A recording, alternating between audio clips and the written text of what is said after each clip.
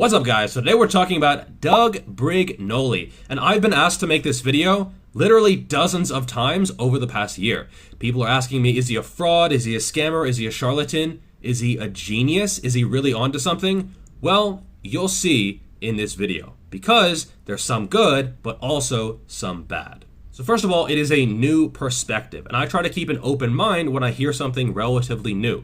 Whether it's a new exercise or a new protocol or a new system or anything, I keep an open mind and I try to experiment with it in my training, or at least give it some thought. Does it make sense? Is it logical? And for the most part, his points are inarguable. They make sense and they hold up on paper. We'll get to that a little bit later. Next, he definitely knows his stuff when it comes to biomechanics, when it comes to physics, when it comes to anatomy, physiology. He definitely knows what he's talking about, and I didn't hear anything at all where I was like, that's not what that muscle does, or yeah, he's not quite right on there. He definitely knows his stuff when it comes to the functions and the form of the human body, which is a good thing, because a lot of coaches don't really know a lot about that. I'll tell you why. It's called somatypes. Somatypes. Somatypes. I'll tell you why. It's called somatypes. Somatypes. Somatypes. Next, he's less dogmatic than I remembered. So I watched a bunch of his content maybe 9 or 10 months ago because I was curious. A lot of people were actually spamming his stuff in my comment section, so I was like, let's go check this out. And he's a lot less dogmatic than he used to be, from what it seems. I watched, 3 or 4 hours of him on Leo on Longevity, great channel, check it out, as well as Mark Bell's Power Project, both of which have been in the past week or so. He's sort of mellowed out over the past few months or years, it seems. So he's gone from, these exercises are bad, my exercises are the best, to, okay, you can use my exercises and they can provide value, but there are many different ways to train, which is a good thing to see. And we're talking about degrees of good and degrees of bad, right? You can do whatever you want to do as long as you understand the degree of good and the degree of bad of each exercise. Next, I really like his focus on training longevity, on not just focusing on your personal best today or this week or this month or even this year, but taking a long-term approach to training. I think especially a lot of young men, in their late teens, early 20s, before 30, even into their 30s in a lot of cases, they need to sort of be held back and shaken a little bit and show you how that brain damage can happen. Okay, there's to cry as the caregiver. If you don't keep your cool, you start to lose your frustration. And with a bit of forceful shaking, you can see the back of the brain starts to light up. That's very heavy stuff. We know this. And told, you can snap your shit up. You can train in a way that gives you a lot of regrets. He had one example where he was talking about the late great Rick Drayson, and he was talking about how, Rick, if you could go back in time and erase the memories of your bench press, but you would have no more aching shoulders, no more aching elbows, no more achy wrists, achy joints at all, would you do it? And Rick was like, yeah, of course I would do it. When you get in that mindset of chasing personal bests, more weight, more reps, more sets, more, only the weight on the bar, it can absolutely come back to bite you in the ass. And again, a lot of younger men especially need to be told to chill. Just realize, maybe, just maybe, putting 10 kilos or 20 pounds or whatever on your bench press doesn't actually matter. Unless you're actually putting bread on the table in a competitive strength sport, no one gives a shit how much weight you lift. Really. And often it's better just to focus on health, enjoyment, longevity, hypertrophy, functionality, mobility, stability, all these other stuff, and not exclusively strength. For the vast majority of people, you should not go out of your way and sacrifice those other things just to get stronger, just to put more weight on the bar. And I think this is a really good point, and it isn't talked about enough. You should train in a way that will minimize your regrets. Sure, someone like Ronnie Coleman, he snapped his shit up pursuing his path of becoming a great bodybuilder. And now he can use that fame and acclaim and notoriety to hopefully fix himself. But for most people, it's definitely not worth it. I also like his analysis on strength and resistance curves. So modifying some exercises in order to make them better. So if you're doing a lateral raise, Well, there's no tension in the bottom position here, and there's a ton of tension here, and so a lot of people start to cheat it. Some people, they actually lean this way, and they make the exercise worse. I've seen that in the gym. Someone who's leaning towards their lateral raises, and they're just making the exercise less effective. If anything, you want to lean the other way so that you can get a better strength and resistance curve. He also had a really good latissimus dorsi exercise where it's an isolation movement, just pure lat isolation, squeezing down with the elbow and then contracting downwards with the lat. Because as he noted, the lats, you can't fully contract both lats at the same time. It's a bit like your trap. Because it's connected to your head, you can't twist both ways at the same time. Therefore, in order to get a maximum upper trap contraction, it can only really be on one side at a time. Same thing for the lats. If you're doing a pull down bilaterally, there's no way to really get a full contraction. So I think this thing as a sort of assistance exercise or finisher or activation exercise is a really, really good option. Another good point he made was that load does not equal tension. So just because you're putting more weight on the bar doesn't mean you're putting more tension on the muscle. And in some cases, you might actually be decreasing the tension on the muscle. If the tension is going to other areas, or you're using momentum, or you're cheating, something like that, more weight could actually be less stress on the muscle. And I think it's a good idea to just view a muscle as a machine. It's just a piece of rope that can contract. Okay, so it's entirely possible to use more weight and to actually get less activation of that muscle. Well, here's the thing is, as you said, there is no direct correlation between strength and size. A lie detector test determined that was a lie.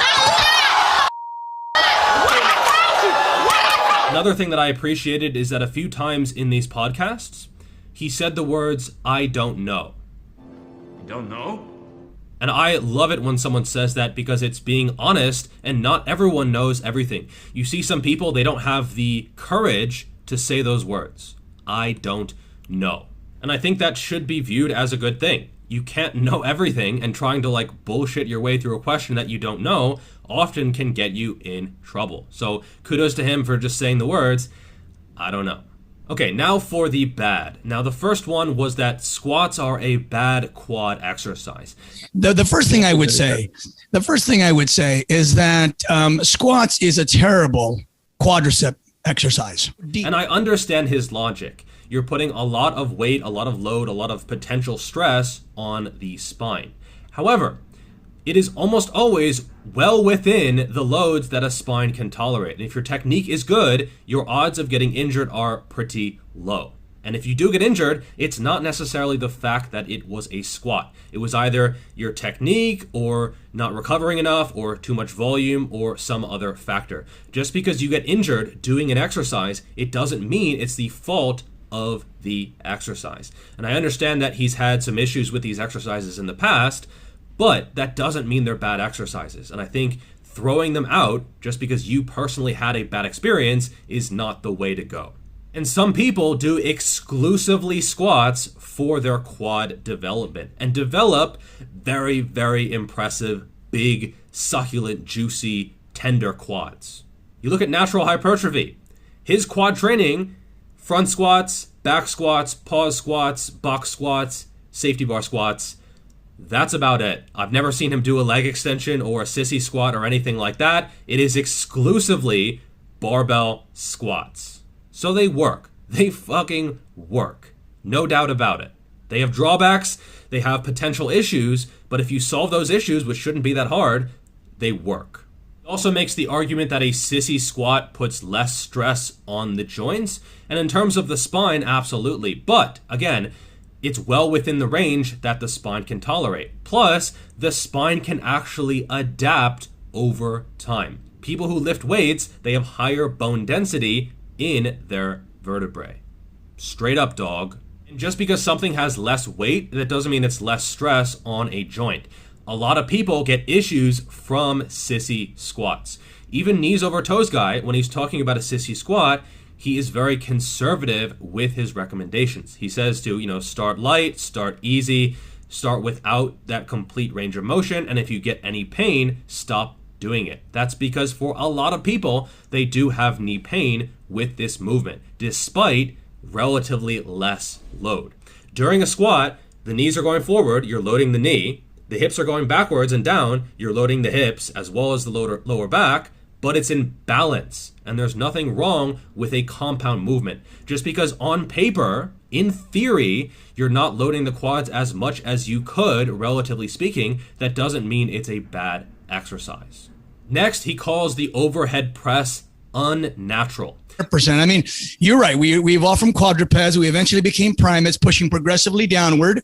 Not even an incline angle is a natural movement.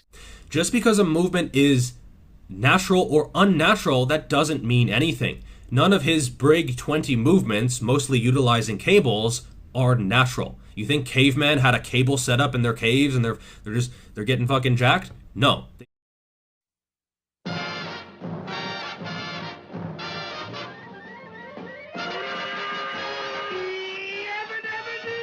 They didn't really do barbell movements, obviously. They didn't have dumbbells, but to think like you can't do a movement because it's unnatural is actually a little bit hypocritical on his part. Sure, not everyone should overhead press, but to think it's not an effective exercise for the shoulders is pretty ridiculous. And yeah, you might lack mobility and not be able to go overhead, but that's something almost everyone can achieve. Next, dips. So I think this is a good example of this sort of reductionist, biomechanically minded way of thinking that can get people into trouble. So he says that the elbow goes back when you are dipping, and therefore it's not going back that much, so you're not loading the triceps as effectively as some other exercises. And that's true. Most people are much stronger on dips compared to extensions for that reason. It is a compound movement using many different muscles. One of them is the dip exercise. I know you've talked about this before. The dip exercise, to access your pecs, you have to move to the side, right? And when people move to the side, they damage their shoulders often on this exercise. Oh, I see what you're saying. Well, look, I mean, is this a valuable exercise? No, not at all. There's no way that you can make the dip more like a dumbbell bench press. However, you can't just look at an exercise in 2 dimensions. You can't just take a side view, a snapshot of what is happening and say, oh, because it's this many degrees, it's loading the triceps this much. No, that's not how it actually works because the body operates in 3 dimensions. Shocking, I know. So it's not just about the elbow going back because it can go to the side as well. And even if it doesn't, the fact that you're still getting elbow extension and flexion means that the triceps are absolutely working. Same thing with the quads in a squat. Just because the knees don't go way forward, it doesn't mean the quads aren't working. If you take a wider stance, your knees might not go forward at all. And yet your quads will absolutely be extending the knee during the lift. Next, the bench press. Now, I agree that the bench press is actually sort of overrated for chest development, especially with a barbell, because you can't get, that juicy chest contraction, etc. But it's certainly not bad. And just because something doesn't have as much range of motion as something else, it doesn't mean it's a terrible exercise. Plus, it's not nearly as injurious as people think, especially if you do it for moderate reps. You're not going to failure all the time, you're not lifting with your ego, and your technique is good. So it definitely puts tension on the chest, and you can absolutely build a ton of muscle with the barbell bench press. He also hates the incline press with a passion, and he says that it doesn't develop the upper chest. I personally would prefer a reverse grip bench press. Due to this external rotation, you can actually see it, right? This upper chest shelf activating. But the incline press with a normal grip absolutely still works the upper chest, okay? Because most people are doing it, tucking their elbows, as well as keeping the chest up and the shoulder blades retracted and depressed. So the incline press absolutely works the upper chest, no doubt about it. Another one that I disagree with him strongly on are farmers' walks. So he got really messed up in the comments on this one. The like to dislike ratio is pretty bad. But his idea, again, it's this biomechanical way of thinking where, well, it's an isometric contraction, not very much range of motion, therefore it's a useless exercise. But that's not the case at all. You're working a lot of musculature. It is very useful just for normal people who often carry stuff, and it's a great exercise. And yeah, I understand his logic. Biomechanically speaking, on paper, in theory, it is a dog shit exercise. But in practice, it's really, really good. And that discrepancy is very, very clear in the reaction to this video. And the idea that any spinal loading is bad is pretty damn ridiculous because, again, the spine can adapt and it's not like you get snapped up just because there's a load on your spine. He also doesn't like preacher curls, and I don't think they're nearly as risky as he says. Now, I have a question for you too. As far as strengthening tendons, could a preacher curl with the amount of pressure done there, if someone uses it in a smart fashion, because people have torn their biceps on preacher curls, right? Frequently, Yeah. going too heavy. Yeah. But is there a benefit there if a person uses appropriate load for that tendon in terms of strengthening the tendon over time? I've never seen any research that shows tendons getting stronger. Okay. Because of resistance. Just like, I mean, yes, bone density does increase. Just because there's a stretch in the bottom part of the range of motion, even on the tendon, isn't necessarily a bad thing because guess what? Your joints and tendons can adapt. And I was actually pretty shocked that he didn't know this. This isn't exactly new stuff. It's not just your muscles that adapt to exercise. Plus, if you're doing controlled, moderate reps, full range of motion, you progress gradually, you are natural, your risk of injury, even on a preacher curl, is astoundingly low. A lot of people who tear shit, they're on anabolic steroids and they progress too quickly or are very unintelligent with their training decisions. And this kind of fear-mongering is something I absolutely disagree with. He also says rows are pretty much useless because it's not working the traps, because it's only working the upper arm, not the actual scapular protraction and retraction. Well, if you're rowing correctly... And they just go like this. To me, I end up pulling with too much arms. Yeah. Too many biceps and brachialis in here. So I'll do it like you see a rower on a boat. So I'll come down with it and let the lat stretch out this way and then pull back up, as I'll show you. There you go. Yeah, I see what you're talking about. You're getting the elbows past the midline really well, like Stan Efforting talked a lot about that. If I pull up too high, I'm not hitting the area I want. And by stretching it out like this, you're actually stretching your whole back out, all your lats, everything. You get way bigger back. It absolutely does work the traps, okay? Because when you're rowing, you should be moving at the scapula. If you look at most people do rows who are doing them well and actually getting the maximum from them, they are not just very mechanical or robotic in how they are doing them because they want to work the most musculature possible. Pull in, down and in for the lats, and backward shrug because the middle trapezius does not even connect to the arms. It goes from the spine to the outer edge of the shoulder blade, and its only job is to pull the shoulders back. So when people are doing a rowing exercise, they are not doing a good lat exercise, and they're not doing a good middle trapezius exercise because they're not emphasizing the shrug. They're emphasizing the pulling with the arms. Well, guess what's pulling the arms? The rear deltoids. We look at the bodybuilders that have done these exercises, and they have impressive back development. So what I usually say is, I'm not saying these exercises don't work. So don't misunderstand what I'm saying. I mean, they'll look at someone like Tom. They're not efficient. They're not efficient. They're not getting. So what they end up having to do is you have to do a lot more of it. You have to spend a lot more time and a lot more effort in order to accumulate enough stimulation with the diminished percentages that they're getting in order to get adequate development. I don't think replacing rows with some cable thing where you're like squeezing back and retracting and protracting is really worth doing. Often the cable machines don't go heavy enough, whereas with a barbell, you have infinite loading potential.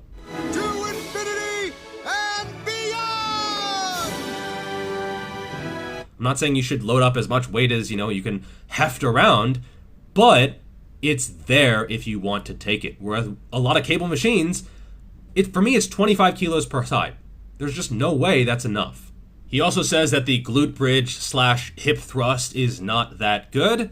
It does have issues, but just because something has a shorter range of motion and or you have to load it very heavily is not necessarily a bad thing. And the proof is in the pudding, or should I say in the cake.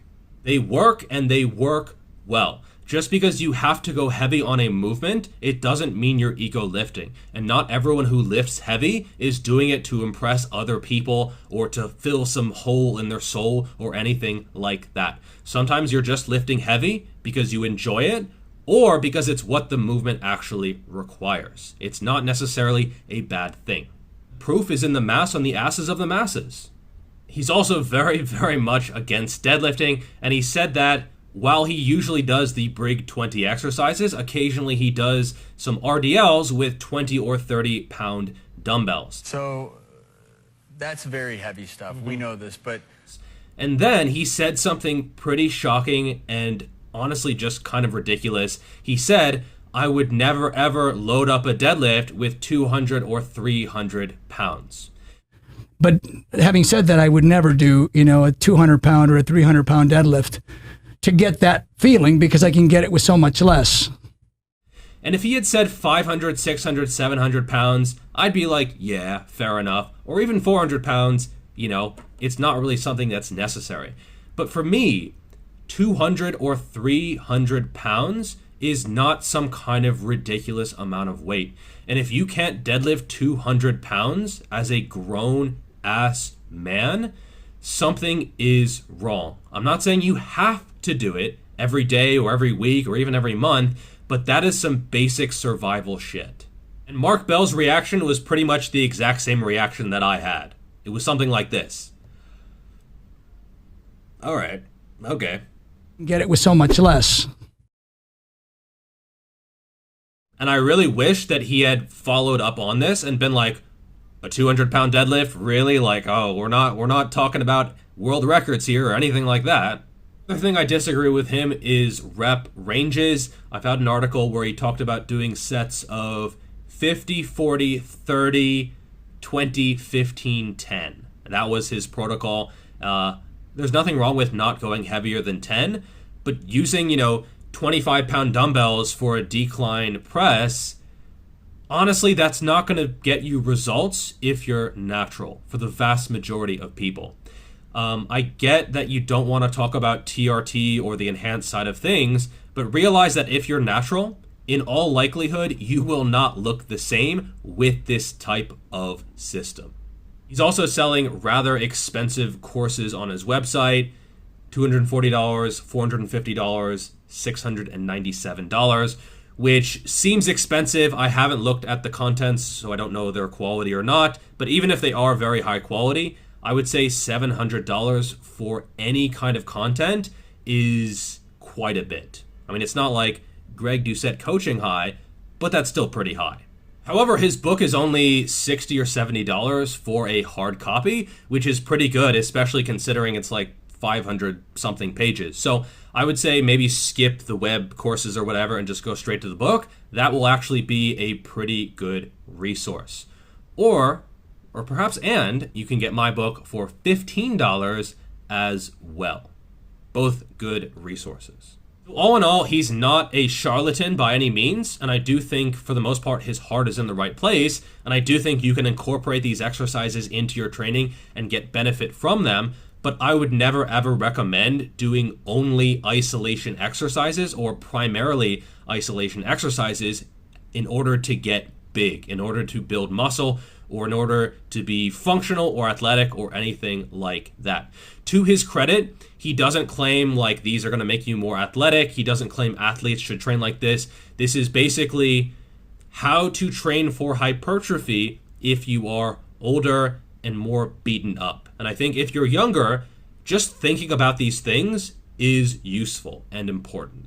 I think this comment sums things up well. From NPC number blah, blah, blah.